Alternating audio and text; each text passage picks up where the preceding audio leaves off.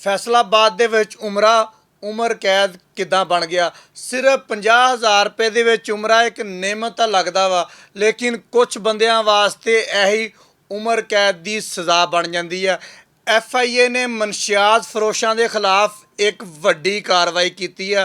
Director FIA Saqib सुल्तान की हदायत के उपर SHO मोहम्मद अजमल ने कार्रवाई करदे होया बदनामे जमाना मनशियात फरोश नवाज गुल नूं पेशावर तो गिरफ्तार कर लिया।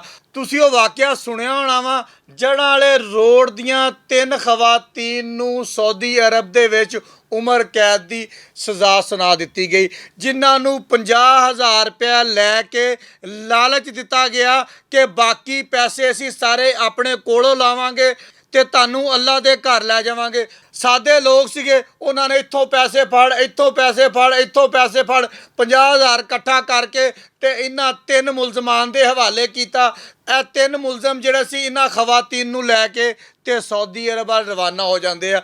जिद्दां इस्लामाबाद एयरपोर्ट ते पहुँचते आ, ਜਿਹੜਾ मुलजम अज अजमल हुसैन गिरफ्तार करके लिया वा, ये डब्बियां दे विच पा के मनशियात लैके आंदा वा और उन्होंने पता की कहता वा कि गिफ्ट फड़ो तो सऊदी अरब जिस तरह तुसी जद्दा एयरपोर्ट ते उतरना वा, फलां बंदा आएगा ਉਹਨੂੰ ਸਾਡੇ ਵੱਲੋਂ गिफ्ट दे देने आ ते तुसी 50,000 ਦੇ ਵਿੱਚ उमरा कर लोगे। लेकिन इत्थे FIA की टीम नूं शाबाश देनी पेगी, क्योंकि उन्होंने मेहनत करके इस सफाक मुलजम नूं गिरफ्तार किया, जिन्हां ने बेगुनाह लोगों नूं उन्हां दियां उमरां देख लो तो यकीन करो साड़ियां मावां तो भी वड्डियां उम्र दियां वो खवातीन सीगियां जिन्हां नूं सऊदी अरब दे विच उम्र कैद हो गई।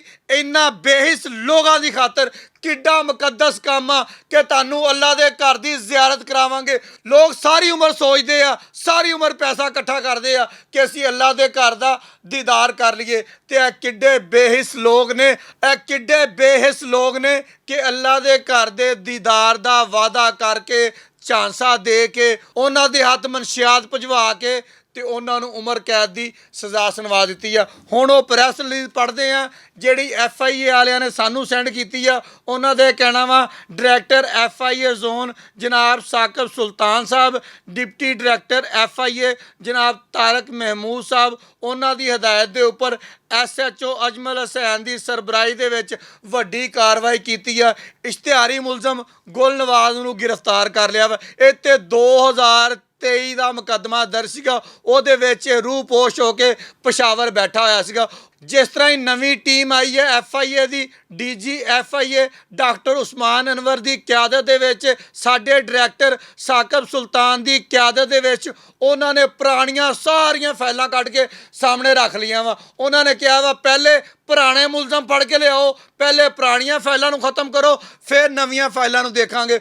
उस सिलसिले दे विच अजमल हुसैन ने पेशावर रेड करके इस मुलजम नूं गिरफ्तार किया वा। वो जिहड़ियां माइयां सी 3 जिन्हां नूं उमर कैद की सज़ा हुई आ, उन्हां दी सज़ा तो शायद हले वापस नहीं हुई, लेकिन उन्हां दे लवाहिकीन नूं कुछ तसल्ली मिल जाएगी कि जिहड़े नासूर साडे मुल्क की बदनामी का बायस बने आ, उन्हां दे इर्द गिर्द FIA वाले घेरा तंग कर रहे हैं। ਇਹਨੂੰ ਲਿਆ ਕੇ ਇਹਦੀ ਪ੍ਰੋਪਰ ਤਫਤੀਸ਼ ਕੀਤੀ ਜਾਏਗੀ। ਜਿਹੜੇ ਵੀ ਇਸ ਤੋਂ ਬਾਅਦ ਹਕਾਇਕ ਹੋਣਗੇ ਜਾਂ ਬਾਕੀ ਮੁਲਜ਼ਮਾਨ ਦੇ ਖਿਲਾਫ ਕਾਰਵਾਈਆਂ ਹੋਣਗੀਆਂ ਤੁਹਾਨੂੰ ਉਹ ਵੀ ਦੱਸਾਂਗੇ।